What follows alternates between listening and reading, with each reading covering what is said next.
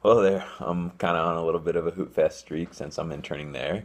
I chose for my budget interview to interview Matt Santangelo, the former Gonzaga point guard who played for the Zags in the late 90s and early 2000s.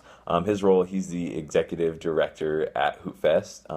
He's pretty much in charge of policy guidance.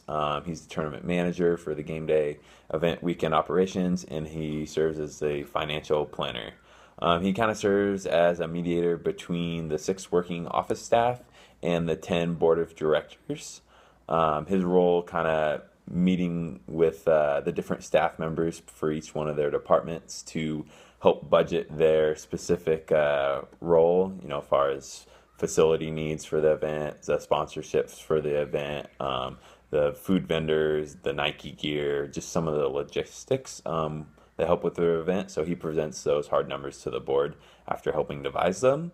A few things I learned from HoopFest. One, that yes, it is a nonprofit, and it operates on a revenues cash budget. So they are allowed to spend everything they make from the weekend, and yeah, so they get to spend all the money they make, which is great. They don't have to pay any shareholders or pay an owner with the excess profits. Their budget the past 5 years has been right around $1.8 million, which is pretty crazy for an event that happens on one weekend. About 1 million of that comes from team registrations. The three other areas, starting with the second biggest, is sponsorship, which generates about $460,000, and the other two are split between vendors and merchandise sold, making up the last 300,000 or so. Within the budget, naturally they pay their expenses first, their leasing spaces, their employees, the event costs, the volunteers, Nike gear, and etc. But with the nonprofit, everything else goes to charity. So on down registration years, I feel kind of bad for the charitable organizations they support because they may get less. But in good years, that means they may get more. This is nice for the organization because it allows them some flexibility in their budget.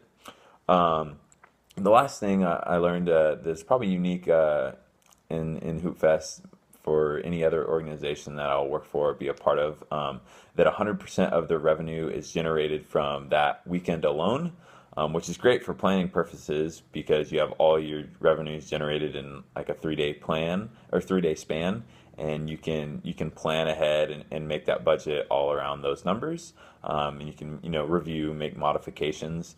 Their budget runs from August 31st of one year to September 1st of the next. Um, and yeah, but the only bad things are about that is if the weather or any unforeseeable factors come into play, instead of having a bad event or a bad month or a bad quarter, you have a bad year. And lastly, if any of you else are looking for something to do, June 24th and 25th, that weekend, you can get a free pair of Nike shoes and some Nike gear because we still need volunteers at Hoot Fest.